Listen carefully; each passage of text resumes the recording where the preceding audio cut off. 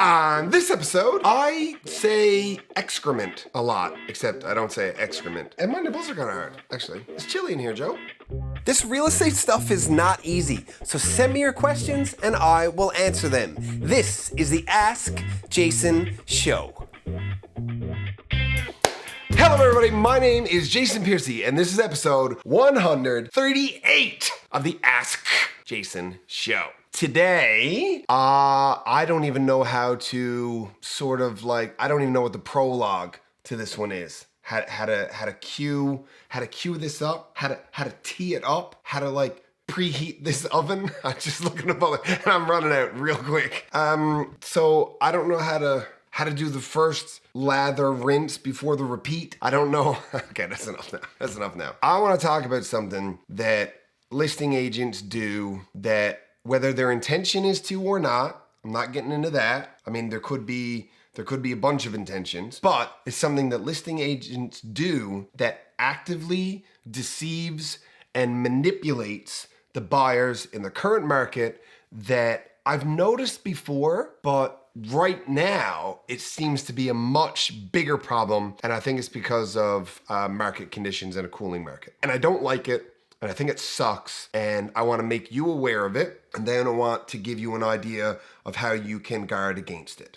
Every day, I sit and I review all of the data that happened in the last 24 hours, so I don't miss anything, in our real estate market. All the new listings, all the stuff that got leased, all the stuff that closed, all the price reductions, all the expiries, all the withdrawals, all the price increases, all the things that got marked as pending or went under contract. I look at all of it. Yesterday, I noticed a brand new listing that just went up yesterday that I thought was a good deal. And I have a couple of buyers that are interested in stuff sort of like that. So I checked it out. And I'll look at the listing, I'll look at the photography, and in my head, I'll go square footage, lot size, location, different stuff, who the listing agent is, because just like whatever you do for a living, if you're an accountant or a teacher or a mechanic or a plumber, it doesn't matter. Childcare, it doesn't matter what you do. Well, I mean, it does matter what you do, especially to you. You should do things that you enjoy, like I enjoy this. Whatever you do, all the other people who do similar things, you're not all created equal. Some of y'all are better at your job than others. And some of y'all just sit in the corner and play Candy Crush or Roblox.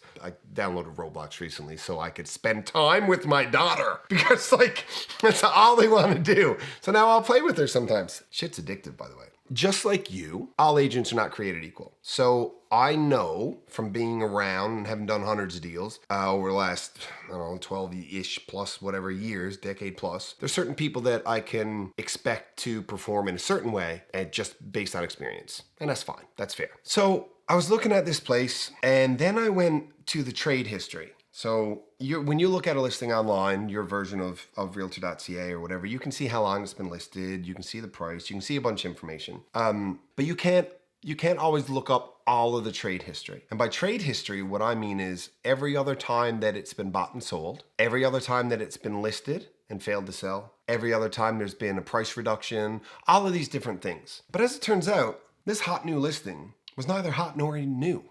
It's been for sale for the better part of 9 months. And it's now up for 50 and change. I can't remember the exact number. Just north of $50,000 less than it was originally listed for. And every price reduction that was done was either done in an increment of 5 or 10,000. And instead of doing a price reduction so that we could accurately track the data and accurately track the days on market, which is just how long it's been for sale, it was always withdrawn and taken off the market and then relisted at the new price. So it looked like a new listing. The motivation behind this from a listing agent's perspective, and it could be a couple of things. They might just want it to be fresh and new and not advertise price reduction. Because if you advertise that you had to reduce your price to sell something, there's a psychological part to that inherently as a buyer, you might think that there's something wrong with it, when in reality, it might have just been asking too much to begin with. But or there might be something wrong with it. So instead of that, they want new listing, great price, and do it that way. But I don't like it for a bunch of reasons. One of them is, if you want myself or another member of the Ask team to sell your house for you, to list it. One of the things that we're going to do as a part of that service is give you realistic expectations of how long it's going to take based on our market data and like our team's data versus the market data. Joe's going to get super, I don't know if you can hear it in the mic, but it's like dinging and he's like, "Arr." So here we go. All right, buddy? Yeah. So we compare what the rest of the market does with our numbers to give you an accurate expectation for how long it'll take to sell. So if on average it takes the market, say 90 days, but on average it takes the Ask team 45 days, then I can look at that and I can say, your house is in the segment of the market that takes this long. Houses that take this long, we usually sell this fast. And I can do that. And it just lets you make good decisions. And it also gives us an idea of what to expect as a sale price versus a listing price if we have proper data on list to sale price ratio, which is just like a percentage. So say you have something that's $100,000 and it sells for $97,000, your list to sale price ratio is 97%. Right? So having that accurate information helps us do things properly. But as the market is cooling and interest rates have increased, houses aren't selling as close to their asking price. And we will get some downward pressure on price, but the projections, as for most of the big banks that have done their demo on this, done their reconnaissance, they're expecting to cross Canada like 10 to 12%, which is a lot. Like that's 50 grand on a $500,000 house. Here, we didn't have this massive jump, so we're looking at maybe 2%. Like it's not negligible, but it's manageable. It's like your closing costs is the value of, anyway, don't worry about it. We're gonna be okay. And it's only short term anyway. So we need that accurate data. But if we do over the course of 8 or 9 months a $50,000 price reduction, but instead of doing it as a price reduction, we create new MLS numbers for brand new listings each time. And we do this 5 times. We have 4 listings that all got withdrawn and taken off the market, messes with all of our list to sale ratio, not list to sale price, just what percentage of houses sell. List to sale ratio, blown out of the water. Totally useless now. It was 1 house and it sold. Instead, we got 5 listings and only 1 sold. So we went from 100% sale ratio to 20% sale ratio. That's some bullshit. Like that makes no sense. And instead of listing something, just as an example, instead of listing something for 100,000 and selling it for 90,000 and saying we sell at a 90% rate, we listed it for 100,000, withdrew it, 98,000, withdrew it, 97,000, withdrew it, 95,000,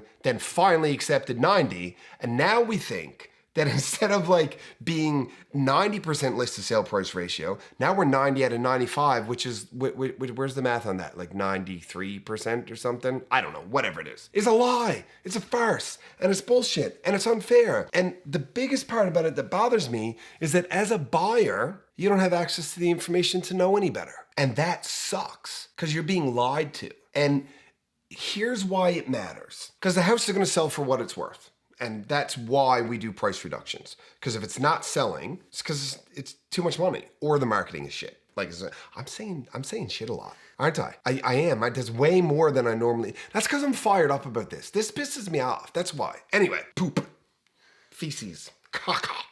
I'm not letting my daughter watch this one. Who am I kidding? She just wants to play Roblox anyway. She's not gonna watch. She don't watch anything that I do. I was sitting in the car to pick her up from Max. She goes to Max after school thing just yesterday, and I was finishing a video that I was putting on TikTok or Instagram or something, and she sat down and she goes, oh, what are you into now?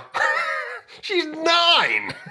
Anyway, here's why I'm so upset about that. Because it creates an illusion inside you as a buyer. And I know I'm not invalidating how you feel, and I'm not saying that you're not smart enough to understand these things. I'm saying that without the knowledge, there's no way it would have crossed your mind. Creating a false sense of urgency in you as a buyer to act quickly on a property because all of the data that's available to you says that it's sold in a week, sold in a week, sold in a week. That MLS number sold in a week. That address, that house has been up for 6 months. So it creates an inappropriate, misleading, manipulating, downright lying presentation of something to force you to pull a trigger faster than you actually need to because you don't have access to the real data. So, summation, what the plan moving forward is, first of all, I'm sick of it and I think it's stupid and it's not good enough for the general public.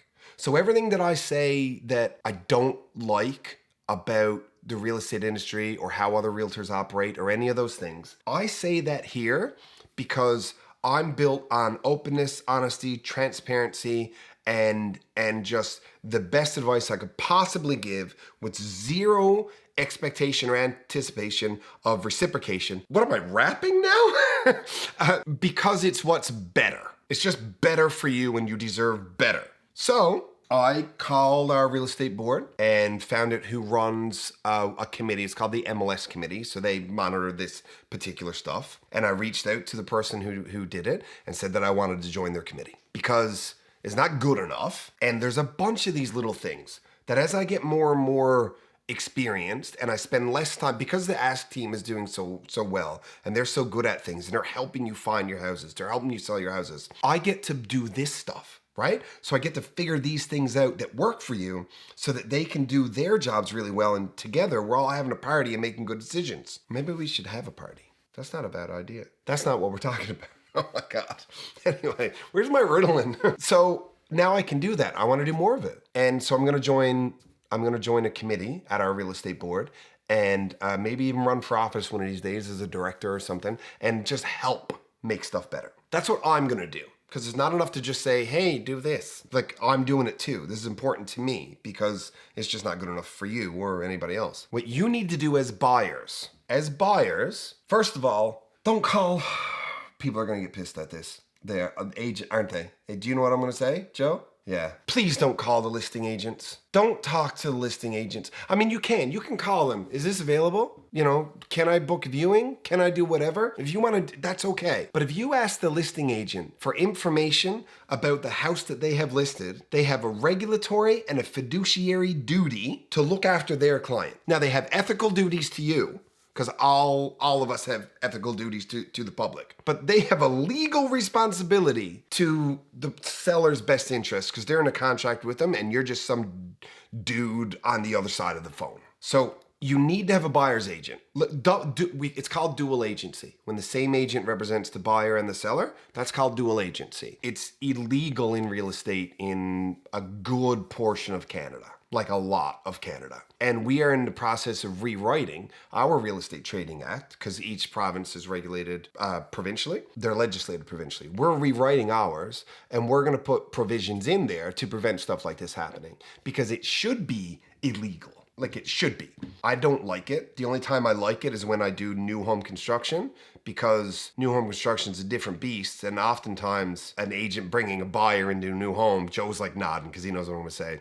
They're in the way, kind of. Like, it's just like they don't, Joe's like, I was in the way. I didn't know what I was doing. So anyway, that's not the point. It should be illegal. So don't talk to the listing agents. Find yourself an agent to represent you as your buyer's agent. Ask them for the trade history on the house. Ask them to dissect the trade history. Now, here's the other thing. All of that data that's on the back end of MLS that I get to look at, it's all protected by privacy agreements that were signed by the seller when it was listed.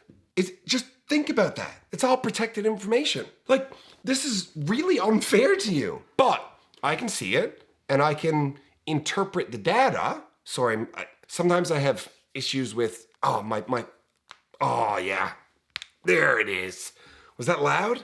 That was a good one. So, don't call the listing agents. Get a buyer's agent. Find out all the information you can about the historical trade history, the data in the past, because that hot new listing that you feel the need to write a list price or over offer on it so that you don't end up competing, that might have been on the market for 8 months. And it's not your fault. You don't know. You do not know, but we do. And the fact that we know and we list houses and keep it from you, I'm going to do it again one more time. I'm going to say it again. No, I'm not. I'm going to replace it. Which word do I replace it with? That makes us a morsel of poo. Like that's what we are. When we do that, we're being pooey is what we're doing. That's what we're being. And that's all I have to say about that. Until the real estate board calls me. Thank you for watching, and we'll see you next time.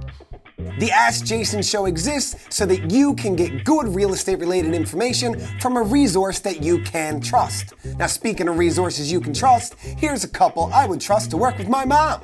Because good enough for mom, I mean, good enough for you.